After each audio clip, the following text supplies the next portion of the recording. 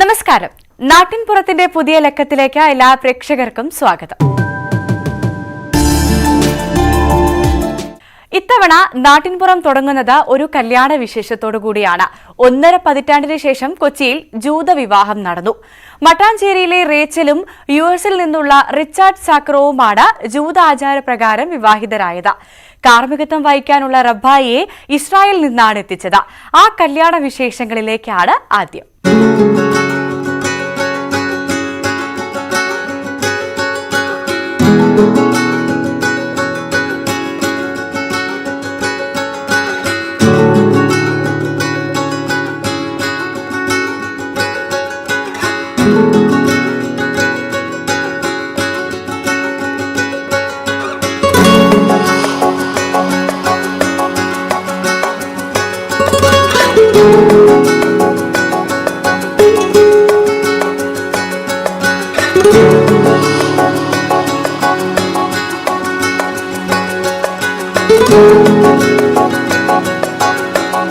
മുന്തിരി വീഞ്ഞു നിറച്ച സ്വർണ്ണക്കാസയിൽ സൂക്ഷിച്ച മോതിരം പരസ്പരം അണിയിച്ച് റേച്ചലും റിച്ചാർഡും ഒന്നായി.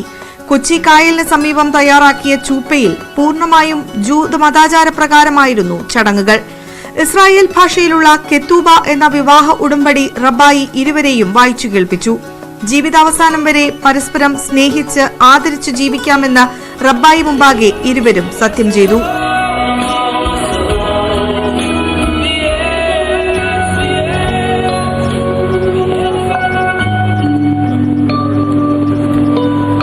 പതിനഞ്ച് വർഷത്തെ ഇടവേളയ്ക്ക് ശേഷമാണ് ജൂത മതാചാരപ്രകാരമുള്ള വിവാഹം കൊച്ചിയിൽ നടക്കുന്നത്.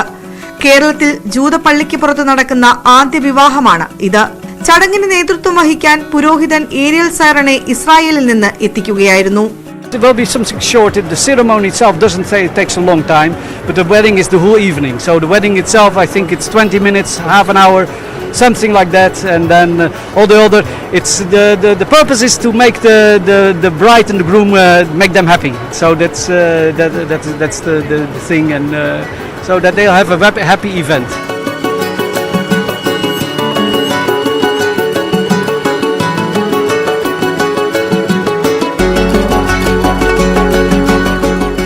ക്രൈംബ്രാഞ്ച് മുൻ SP ബിനോയ് മലാഖിയുടെ മകൾ റേച്ചൽ യുഎസിൽ ഡാറ്റാ സയന്റിസ്റ്റാണ്. US പൗരനായ റിച്ചാർഡ് നാസയിൽ സയന്റിസ്റ്റാണ്.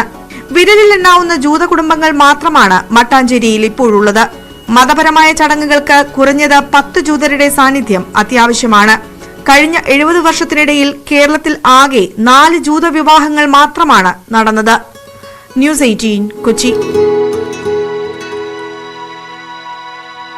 ജീവകാരുണ്യ പ്രവർത്തനത്തിനായുള്ള പ്രവർത്തനങ്ങൾ എന്നും വ്യത്യസ്തമാണ്. അത്തരത്തിലുള്ള 2 റിപ്പോർട്ടുകളാണിനി. തിരുവനന്തപുരത്ത് 12ാം ക്ലാസ് വിദ്യാർത്ഥിയായ അഭിഷേക് നടത്തിയ ചിത്രപ്രദർശനമാണ് ഇതിലൊന്ന്. തിരുവനന്തപുരം മോഡൽ സ്കൂൾ വിദ്യാർത്ഥിയാണ് അഭിഷേക്. രക്ഷിതാക്കളും അധ്യാപകരും പരിചയക്കാരുമെല്ലാം അകമഴിഞ്ഞ പിന്തുണ നൽകിയതോടെ വലിയ ഉദ്യമത്തിലേക്ക് അഭിഷേക് ചുവടുവെക്കുകയായിരുന്നു.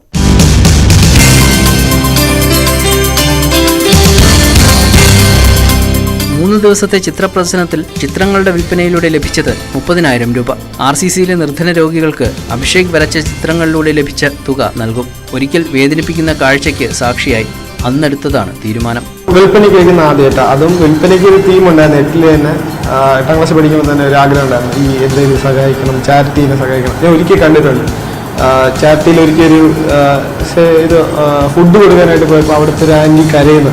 അതായത് 50 രൂപ പോലും വണ്ടി കാശ് കൊടുത്ത് വരാനില്ലാത്ത രീതിയിൽ. അപ്പം അന്നത്തെ ഒരു തീമായിരുന്നു, ഇത്രയും പണം വലിച്ച് സെയിൽ ചെയ്ത് ആ ഫുൾ എമൗണ്ടും ആ സസ്യം സഹായിക്കണമെന്നുള്ളത്.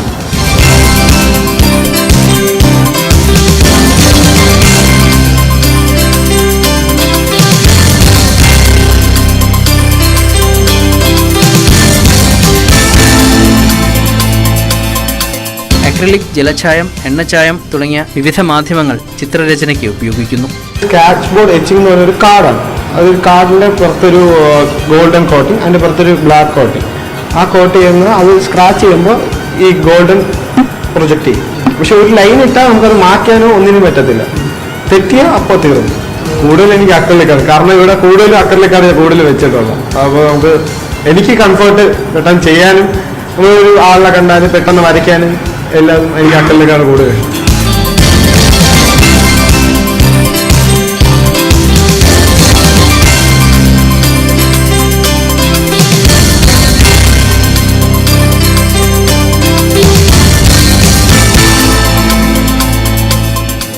കുട്ടിക്കാലം മുതൽ +2 വരെ വരച്ച ചിത്രങ്ങൾ പ്രദർശനത്തിന്റെ ഭാഗമായി.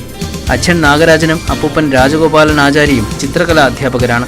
അഭിഷേകിന് രവിവർമ്മ പുരസ്കാരം ലഭിച്ചിട്ടുണ്ട്. 8 തൊട്ട് +2 വരെ വരച്ചിരിക്കുന്ന പടങ്ങളാണ് ഇവിടെ വെച്ചിട്ടുള്ളത്. മുഴുവനും വെച്ചിട്ടില്ല. ഈ ഹാളിൽ വെക്കാൻ തക്ക പരിമിതിയിലാണ് എല്ലാം വെച്ചിട്ടുള്ളത്. ഇല്ല, ഞാൻ ജനിച്ചപ്പോൾ തൊട്ടേ കണ്ട ചിത്രകലയാണ്. കാരണം എൻ്റെ അപ്പൂപ്പൻ സാറായിരുന്നു, വല്യച്ഛൻ സാറായിരുന്നു, അച്ഛനും ഡ്രോയിങ് സാറാണ്. അപ്പോൾ ഞാൻ ജനിച്ചപ്പോൾ 64 തൊട്ടേ വീട്ടിലും കുട്ടികൾ പഠിക്കുന്നതും വരയ്ക്കുന്നതൊക്കെയാണ് ഞാൻ കണ്ടു തുടങ്ങിയത്. അപ്പോൾ ഓട്ടോമാറ്റിക്കലി ഞാനും അങ്ങനെ ചെയ്ത് ഇപ്പോൾ ഇത്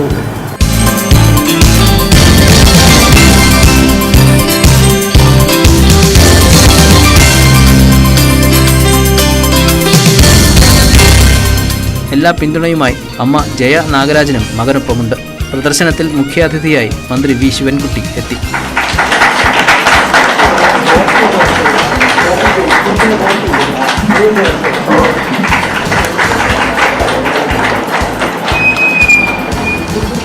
ന്യൂസ് 18 തിരുവനന്തപുരം.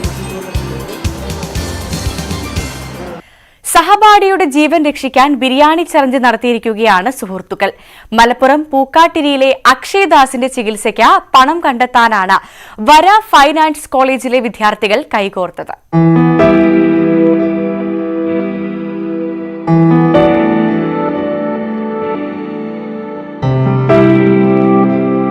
സഹപാഠിയുടെ ചികിത്സാ ചെലവിലേക്ക് ധനസമാഹരണം നടത്തുന്നതിന് കൂട്ടുകാർ നടത്തിയ ബിരിയാണി ചാലഞ്ച് വൻ വിജയമായി. എടയൂർ പൂക്കാട്ടിരിയിലെ അക്ഷയ്ദാസിന്റെ ചികിത്സയ്ക്ക് പണം സ്വരൂപിക്കാൻ വര ഫൈൻ ആർട്സ് കോളേജ് വിദ്യാർത്ഥികളാണ് രംഗത്തിറങ്ങിയത്. 1500 പൊതി ബിരിയാണിയാണ് ഇവർ പാചകം ചെയ്ത് വിതരണം ചെയ്തത്. 200 കിലോ അരിയാണ് ഉപയോഗിച്ചത്. വര ഫൈൻ ആർട്സ് കോളേജിലെ 1ഉം 2ഉം വർഷ വിദ്യാർത്ഥികളും അധ്യാപകരും ഒപ്പം നാട്ടുകാരും പാക്കിങ്ങിലും വിതരണത്തിലും സജീവമായി. 50 ലക്ഷത്തിലധികം രൂപയാണ് തലസിമിയ മേജർ എന്ന അസുഖം ബാധിച്ച അക്ഷയ്ദാസിന്റെ ചികിത്സയ്ക്ക് ആവശ്യമുള്ളത്. ദീർഘകാലമായി ചികിത്സയിൽ കഴിയുകയാണ് അക്ഷയ്. മജ്ജ മാറ്റിവെക്കൽ ശസ്ത്രക്രിയ മാത്രമാണ് ഈ രോഗത്തിനുള്ള ഏക ചികിത്സ. ഇതുപോലെയുള്ള ഒരുപാട് ആളുകളുടെ കൂട്ടായ സഹകരണത്തോടു കൂടിയിട്ടാണ് നമ്മുടെ പ്രദേശത്തുള്ള ഇത്തരം ജീവകാരുണ്യ പ്രവർത്തനങ്ങൾ നടക്കുന്നത് എന്നുള്ളൊരു പ്രത്യേകതയാണ്. അത് അങ്ങനെ ആര് അതിന് മുന്നോട്ട് വന്നിട്ടുണ്ടെങ്കിലും ഒരാൾക്ക് വേണ്ടിയിട്ട് വ്യത്യസ്തമായിട്ടുള്ള സംഘടനകൾ അതുപോലെ സ്ഥാപനങ്ങൾ എല്ലാവരും മുന്നോട്ട് വരുമ്പോൾ അതിനോട് പൂർണ്ണമായിട്ടും സഹകരിക്കുന്ന ഒരു സമൂഹമാണ് നമ്മുടെ ചുറ്റും. കൂലിപ്പണിക്കാരനായ അക്ഷയുടെ അച്ഛന് താങ്ങാൻ കഴിയുന്നതല്ല ഭീമമായ ചികിത്സാ ചെലവ്. അക്ഷയുടെ കുടുംബത്തിന് സഹായഹസ്തവുമായി നാട്ടുകാരും മറ്റു സംഘടനകളും മുന്നോട്ട് വന്നിരുന്നു. ന്യൂസ് 18 തിരൂർ. നമുക്കെല്ലാം ഇഷ്ടമാണ് സ്റ്റുഡൻസ് പോലീസ് കേഡറ്റുമാരെ. പയ്യന്നൂർ ഷേണായി സ്മാരക ഹയർ സെക്കൻഡറി സ്കൂളിലെ SPCമാർ വലിയൊരു ദൌത്യത്തിലാണിന്ന്. പാവപ്പെട്ട കുട്ടികൾക്ക് സൈക്കിൾ നൽകുകയാണിവർ. ഉപയോഗിക്കാതെ ഇരിക്കുന്ന സൈക്കിളുകൾ കണ്ടെത്തി നന്നാക്കിയാണ് ഇവർ മറ്റുള്ള കുട്ടികൾക്ക് കൊടുക്കുന്നത്.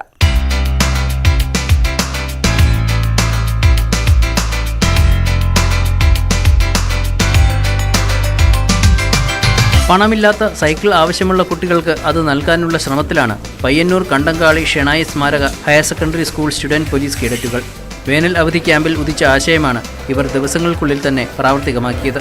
ഉപയോഗശൂന്യമായ സൈക്കിളുകൾ കണ്ടെത്തി പുതുക്കിപ്പണിത് ആവശ്യക്കാർക്ക് നൽകുക എന്നതാണ് പ്രവർത്തന പദ്ധതി. പാവപ്പെട്ട കുട്ടികളെ സ്വന്തമായിട്ട് സൈക്കിൾ മോഹിച്ച് സ്വന്തമായി വാങ്ങാൻ കഴിവില്ലാത്ത കുട്ടികളെ കണ്ടെത്തി 100ഓളം സൈക്കിളുകളാണ് നമ്മൾ ശേഖരിച്ച് അത് നവീകരിച്ച് എല്ലാ സ്പെയർ പാർട്സുകളും പുതിയ സ്പെയർ പാർട്സുകൾ വാങ്ങി റീഫിറ്റ് ചെയ്തുകൊണ്ട് അതേപോലെ തന്നെ റീപെയിൻറ്റ് ചെയ്തുകൊണ്ട് പുത്തൻ സൈക്കിളുകളാക്കി മാറ്റുന്ന റീസൈക്കിൾ എന്ന് പറയുന്ന പദ്ധതിയാണ് നമ്മൾ മുന്നോട്ട് ഈ വർഷം വെക്കുന്നത്. കുട്ടികളുടെ ആശയം സന്തോഷത്തോടെ നാട്ടുകാരും ഏറ്റെടുത്തു. ചുരുങ്ങിയ ദിവസങ്ങൾക്കുള്ളിൽ 130ലധികം സൈക്കിളുകളാണ് സുമനസുകൾ ഇവർക്കായി സമ്മാനിച്ചത്. പരമാവധി കുട്ടികളെ കണ്ടെത്തി ഈ സൈക്കിളൊക്കെ അവർക്ക് വിതരണം ചെയ്യുക എന്നതാണ് നമ്മുടെ SPC യൂണിറ്റിൻ്റെ ലക്ഷ്യം. ആദ്യം തന്നെ നമ്മൾ തന്നെ പോയിട്ട് സൈക്കിളൊക്കെ കളക്ട് ചെയ്യുകയാണ് ചെയ്തത്. അത് കഴിഞ്ഞിട്ട് നമ്മൾ തന്നെ ഇത് റിപ്പയർ ചെയ്ത് നമ്മുടെ വേനൽക്കാല അവധിയൊക്കെ മാറ്റി വെച്ചിട്ട് നമ്മൾ ഇതിനായിട്ട് തന്നെ വർക്ക് ചെയ്യാണ് നമ്മൾ കുട്ടികളിലേക്ക് എത്തിക്കാൻ വേണ്ടിയിട്ട്. ഉദ്യമം വിജയിപ്പിക്കാനായി നല്ല സൈക്കിൾ സംഭാവന നൽകിയവരുമുണ്ട്. അധ്യാപകൻ CV രാജുവാണ് പ്രവർത്തനങ്ങൾ ഏകോപിപ്പിച്ചത്. നാട്ടുകാരനായ പ്രേമരാജന്റെ നേതൃത്വത്തിൽ വിദ്യാർത്ഥികൾ തന്നെയാണ് അറ്റകുറ്റപ്പണിയും പെയിന്റിങ്ങും നടത്തുന്നത്. ന്യൂസ് 18 പയ്യന്നൂർ. മൺമറഞ്ഞു പോയ നമ്മുടെ ഭൂതകാലത്തെക്കുറിച്ച് ശാസ്ത്രീയമായ തെളിവുകളുടെ അടിസ്ഥാനത്തിൽ പഠിക്കുന്ന ശാസ്ത്രമേഖലയാണ് പുരാവസ്തുശാസ്ത്രം. സംസ്കാരങ്ങളുടെ അവശേഷിപ്പുകളെ കണ്ടെത്തുകയും പിന്നീട് ഖനനം ചെയ്ത് കൂടുതൽ തെളിവുകൾ ശേഖരിക്കുകയും അതിനെ പഠനവിധേയമാക്കുകയുമാണ് പുരാവസ്തു ഗവേഷകർ ചെയ്യുന്നത്. അത്തരത്തിൽ പുരാവസ്തു ഗവേഷകർക്ക് ലഭിച്ച പുതിയൊരു ശേഖരത്തെക്കുറിച്ചാണിനി. വയനാട്ടിൽ 200ഓളം വർഷം മുമ്പത്തെ ചരിത്രത്തിലേക്ക് വെളിച്ചം വീശുന്ന പുരാവസ്തുക്കളാണ് കണ്ടെത്തിയത്. നെന്മേനി സ്വദേശി കൃഷ്ണന്റെ വീടിനോട് ചേർന്ന് മാലിന്യം നിക്ഷേപിക്കാൻ കുഴിയെടുത്തപ്പോഴാണ് നൂറ്റാണ്ടുകൾ പഴക്കമുള്ള ചെല്ലവും വെള്ളി നാണയങ്ങളും കണ്ടെത്തിയത്.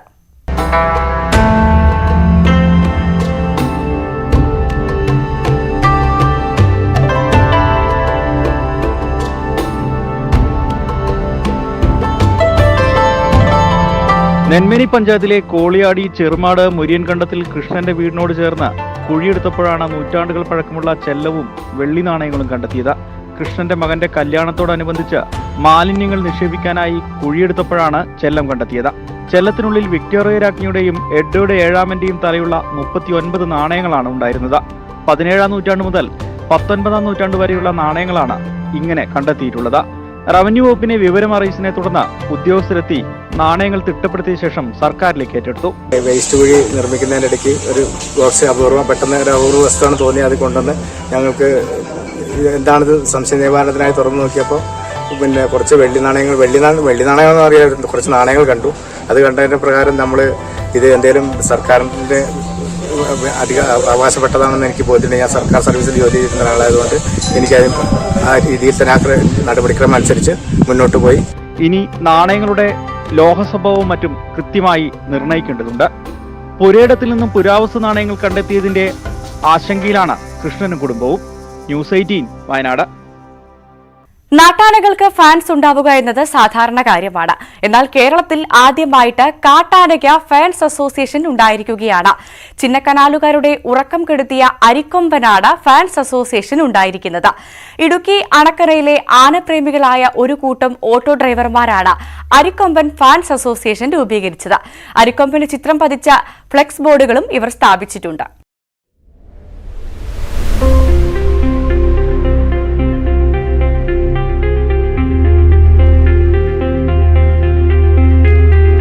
കാട് മാറ്റിയിട്ടും തമിഴ്നാടിന്റെ വനാതിർത്തികളിലൂടെ അരി തേടിയുള്ള യാത്രയിലാണ് അരിക്കൊമ്പൻ.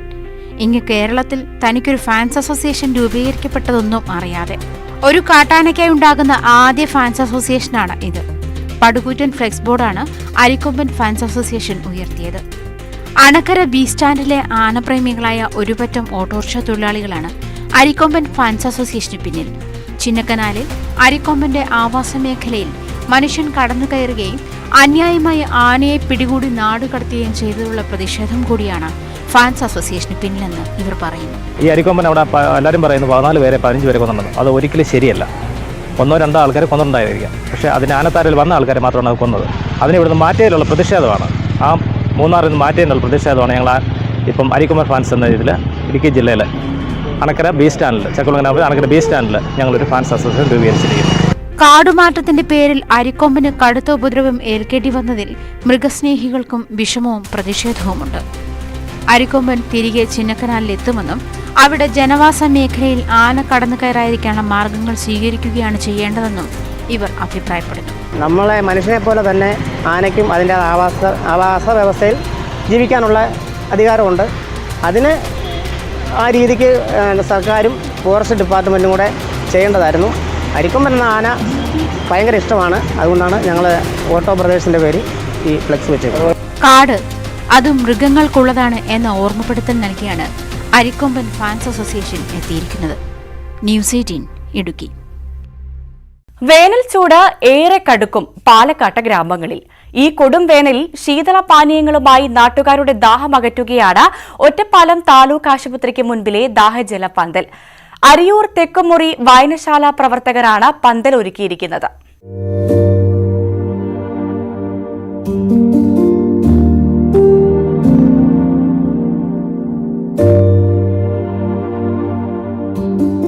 ഒരു മാസക്കാലമായി ഒറ്റപ്പാലം താലൂക്ക് ആശുപത്രിയിൽ എത്തുന്നവർക്ക് ദാഹമകറ്റാൻ ശീതളപാനീയവും കുടിവെള്ളവും ഒരുക്കി അരിയൂർ തെക്കുമുറി വായനശാല പ്രവർത്തകർ ആശുപത്രിക്ക് മുന്നിലുണ്ട്. വേനൽ രൂക്ഷമായതോടെയാണ് വായനശാലയുടെ നേതൃത്വത്തിൽ ദാഹജല വിതരണം ആരംഭിച്ചത്. 100 കണക്കിന് ആളുകൾ നിത്യേന വന്നുപോകുന്ന ഇടമാണ് ഒറ്റപ്പാലം താലൂക്ക് ആശുപത്രി. രോഗികളും കൂട്ടിരിപ്പുകാരുമായി എപ്പോഴും ആശുപത്രിയിൽ തിരക്കുണ്ടാകും. 600 മുതൽ 700 വരെ ആളുകളാണ് ദിനംപ്രതി ദാഹജല പന്തലിൽ കുടിനീര് തേടിയെത്തുന്നത്. 40 ഡിഗ്രിയോളം ചൂട് മനുഷ്യന് താങ്ങാൻ വയ്യാത്തതിന് കൂടുതലുള്ളത്. അതുകൊണ്ട് നിറയെ ആൾക്കാർ വെള്ളം കുടിക്കുന്നതിനും ദാഹം അകറ്റുന്നതിനും വേണ്ടി നമ്മുടെ കുടിവെള്ള പന്തലിൽ വരാറുണ്ട്. അവർക്കെല്ലാം 2-3 പ്രാവശ്യമായിട്ട് 70, 50 കൂടുതൽ ലിറ്റർ വെള്ളം ഒരു ദിവസം. ആശുപത്രിയിലെത്തുന്നവർക്ക് മാത്രമല്ല, വഴിയാത്രക്കാർക്കും ഇവിടെ കുടിവെള്ളമുണ്ട്. രാവിലെ 11 മണിക്ക് തുടങ്ങുന്ന ശീതളപാനീയ വിതരണം 2 മണിവരെ നീളുന്നുണ്ട്. ഓരോ ദിവസവും തണ്ണിമത്തൻ ജ്യൂസും നാരങ്ങാ വെള്ളവും മറ്റു ശീതളപാനീയങ്ങളുമാണ് ഉണ്ടാവുക. പ്രവാസികളുടെയും വിവിധ സന്നദ്ധ സംഘടനകളുടെയും മറ്റു സുമനസ്സുകളുടെയും സഹായത്തോടു കൂടിയാണ് വായനശാല ഈ ദൗത്യം നിറവേറ്റിവരുന്നത്. അരിയൂർ തെക്കുമുറി വായനശാല പ്രവർത്തകരായ T P Pradeep Kumar, K Karunakaran, Kalyani, Francy, ASHA worker Latha, M C Ramachandran, Somasundaran, Prabhath എന്നിവരൊക്കെ കുടിവെള്ള വിതരണ പ്രവർത്തനങ്ങൾക്ക് നേതൃത്വം നൽകി വരുന്നു. മഴയുള്ള ദിവസങ്ങൾ ഒഴിവാക്കി വേനൽ ചൂടുള്ള എല്ലാ ദിവസങ്ങളിലും ശീതളപാനീയ വിതരണം തുടരാനാണ് ഇവരുടെ തീരുമാനം. ന്യൂസ് 18 പട്ടാമ്പി. ചില രോഗങ്ങൾ ബാധിച്ചവർ സമൂഹത്തിൽ ഒറ്റപ്പെട്ടു പോകാറുണ്ട്. അവർക്ക് പ്രതീക്ഷയുടെ വെളിച്ചം പകരുന്നവരുമുണ്ട്. ഇനി അങ്ങനെയൊരു റിപ്പോർട്ടിലേക്കാണ്. ശരീരപേശികളുടെ ശേഷി ദിനം തോറും കുറയുന്ന മസ്കുലർ ഡിസ്ട്രോഫി എന്ന അപൂർവ രോഗം ബാധിച്ചവരെ ജീവിതത്തിലേക്ക് തിരികെ നയിക്കുകയാണ് റിലയൻസ് ജിയോ. ഇവർക്ക് ജോലി നൽകിയാണ് ജിയോ പ്രതീക്ഷയുടെ പുതിയ കൈവഴി നീട്ടുന്നത്. ഞാൻ സജിത, ജിയോ നിന്നായിരുന്നു. ജിയോ ഫോൺ കണക്ഷനിൽ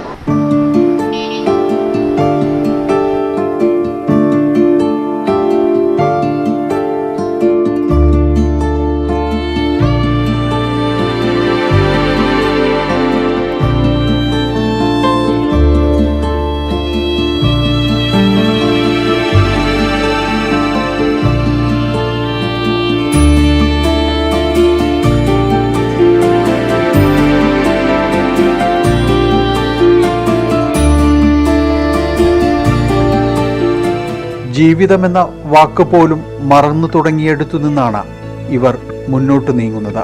മസ്കുലർ ഡിസ്ട്രോഫി എന്നത് ജനിതകപരമായ ഒരസുഖമാണ്. ഒരാളെ ആശ്രയിക്കാതെ മുന്നോട്ട് നീങ്ങാൻ കഴിയില്ല എന്ന അവസ്ഥയിലാണ് ഒരു തൊഴിലവസരം ഇവരെ തേടിയെത്തുന്നത്. ആ സന്തോഷവും ചെറുതല്ല. ഒരുപാട് ഹാപ്പിയാണ്. ഇപ്പോൾ ഞങ്ങളുടെ കൊച്ചു സ്വപ്നങ്ങൾ സാക്ഷാത്കരിക്കാൻ പറ്റി. പിന്നെ ഞങ്ങളെ കൊണ്ട് കഴിയുന്ന തരത്തിലുള്ള വരുമാനം കുടുംബത്തിലേക്ക് എത്തിക്കാൻ സാധിച്ചു. ഞങ്ങൾ ഇതിനെ സഹായിച്ച ജിയോ ടീമിനും പിന്നെ മൈൻഡ് ട്രസ്റ്റിൻ്റെ നൈപുണ്യ ടീമിനും ഒരുപാട് നന്ദി. സായിഗ്രാമം ഓർഫനേജ് ട്രസ്റ്റിന്റെ എക്സിക്യൂട്ടീവ് ഡയറക്ടറായ KN ആനന്ദ് കുമാറാണ് മസ്കുലർ ഡിസ്ട്രോഫി ബാധിച്ചവരുടെ കൂട്ടായ്മയായ മൈൻഡ് എന്ന ട്രസ്റ്റും റിലയൻസ് ജിയോയുമായി ബന്ധിപ്പിക്കുന്നത്.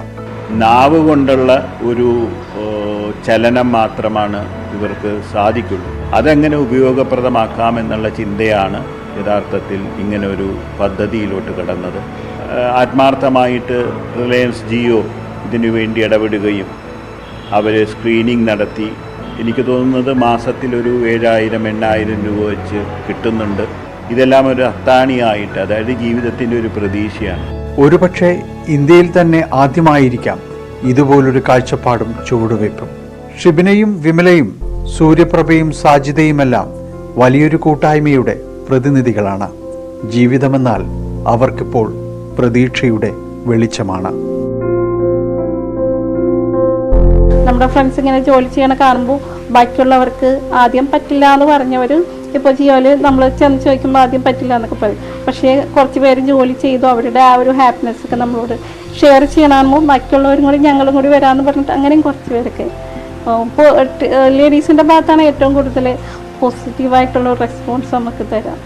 പിന്നെ നമ്മൾ സപ്പോർട്ട് ചെയ്യാൻ വേണ്ടിയിട്ട് എല്ലാ സാറുമാരും ജിയോയിലെ എല്ലാ സാറുമാരും ഭയങ്കര സപ്പോർട്ടാണ്.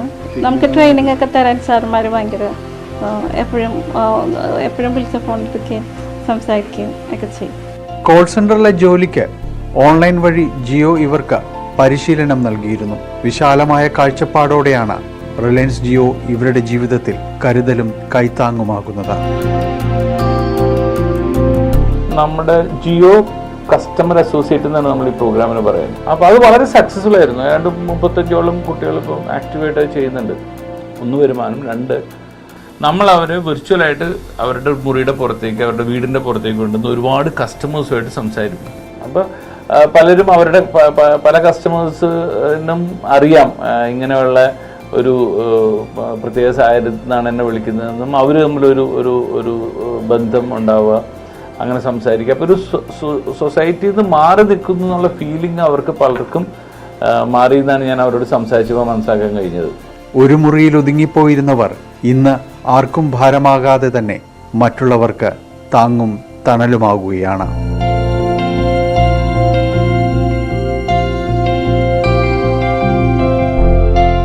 ഡാനിപ്പോൾ ന്യൂസ് 18 കൊച്ചി. 5 മാസം കൊണ്ട് വിന്റേജ് കാർ നിർമ്മിച്ച് ശ്രദ്ധ നേടിയ വയനാട് വൈത്തിരി സ്വദേശി നാദിൽ നാസ് എന്ന +1 വിദ്യാർത്ഥിയുടെ വിശേഷങ്ങളാണ് ഇനി. വാഹന നിർമ്മാണ രംഗത്ത് കൂടുതൽ കണ്ടുപിടുത്തങ്ങൾ നടത്തണമെന്നാണ് നാദിലിന്റെ സ്വപ്നം. നാദിൽ നാസിന്റെ വിശേഷങ്ങളിലേക്ക്.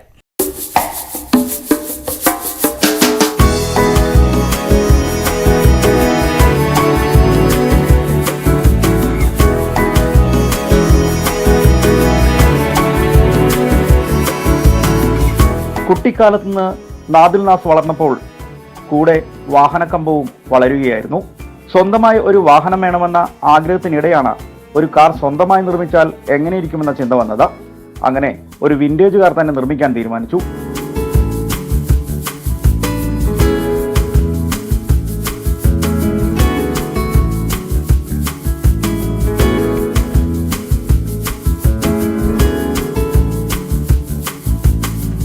പഴമയുടെ പ്രൗഢിയുള്ള കൗതുകം തോന്നിക്കുന്ന വിന്റേജ് കാർ +2 വിദ്യാർത്ഥിയായ നാദിൽ ഒറ്റയ്ക്കാണ് നിർമ്മിച്ചത്.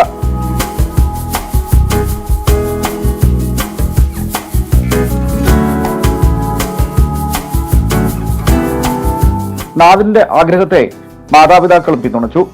ചെലവ് കണ്ടെത്താൻ പഠനത്തിന്റെ ഇടവേളകളിൽ ചില ജോലികളും ചെയ്യേണ്ടി വന്നു. മോഡൽ വരച്ച് ഇപ്പാക്ക് കാണിച്ചു കൊടുത്തു. അപ്പോൾ ഇപ്പൊ പറഞ്ഞ് സപ്പോർട്ടായി ഫണ്ടും കാര്യങ്ങളൊക്കെ ഒന്ന് സപ്പോർട്ടായി. അപ്പോൾ ഞാൻ പനോട് ഫണ്ട് വാങ്ങിയിട്ട് വണ്ടി പോളി മാർക്കറ്റിൽ പോയി സാധനം വാങ്ങി വർക്ക് തുടങ്ങി. അങ്ങനെ ലാസ്റ്റ് ഈ ഒരു മോഡലിലേക്ക് എത്തിച്ച്. വിന്റേജ് മോഡലായിരുന്നു ഞാൻ ഉദ്ദേശിച്ചത്. Vintage Rolls Royce. എഞ്ചിന് സ്കൂട്ടി ആക്റ്റീവ സ്കൂട്ടിന്റെ എഞ്ചിനാണ്. ബാക്കിൽ ഹൗസിംഗ് ഉണ്ട്. 4 ബൈക്കിന്റെ ഷോക്ക്. ഫ്രണ്ടിൽ സ്റ്റാറിംഗ് ബോക്സ് മാരുതി 800-ൻ്റെത്. ചേസ് നമ്മൾ സ്ക്വയർ പൈപ്പ് വാങ്ങി അടിച്ചുണ്ടാക്കിയതാണ്. വെൽഡിങ്ങും കാര്യങ്ങളൊക്കെ നമ്മൾ തന്നെ വീട്ടിൽ നിന്ന് ചെയ്തതാണ്. സ്റ്റാറിങ് പഴയ ജീപ്പ് മഹീന്ദ്ര ജീപ്പിൻ്റെത്. പിന്നെ ഇന്റീരിയറും കാര്യങ്ങളൊക്കെ നമ്മൾ തന്നെ സെറ്റ് ചെയ്തതാണ്. ഇപ്പൊ ഗിയർ ബോക്സ് നമ്മൾ ഉണ്ടാക്കിയതാ. നമ്മൾ സ്വന്തമായിട്ട് റിവേഴ്സ് മാത്രം കിട്ടാൻ വേണ്ടി ഒരു ഗിയർ ബോക്സ് ഉണ്ടാക്കിയതാ. 5 മാസം കൊണ്ടാണ് കാറിന്റെ പണി പൂർത്തിയാക്കിയത്. പഴയ സാമഗ്രികൾ പോളി മാർക്കറ്റിൽ നിന്ന് വാങ്ങി, ചിലത് പുതിയതും. കാറുണ്ടാക്കണമെന്ന ആഗ്രഹം പറഞ്ഞപ്പോൾ സംശയിച്ചവരെല്ലാമെന്ന് അത്ഭുതത്തോടെയും ആദരവോടെയുമാണ് നാദിലിനെ നോക്കുന്നത്. ഈ പിന്തുണയിൽ കൂടുതൽ വാഹന നിർമ്മാണ പരീക്ഷണ സ്വപ്നങ്ങൾക്ക് പിന്നാലെയാണ് നാദിൽ നാസ്. ന്യൂസ് 18 വയനാട്. നാട്ടിൻപുറത്തിന്റെ ഈ ലക്കം ഇവിടെ പൂർത്തിയാവുകയാണ്. പുതിയ വിശേഷങ്ങളുമായി അടുത്തയാഴ്ച വീണ്ടും കാണാം. നമസ്കാരം.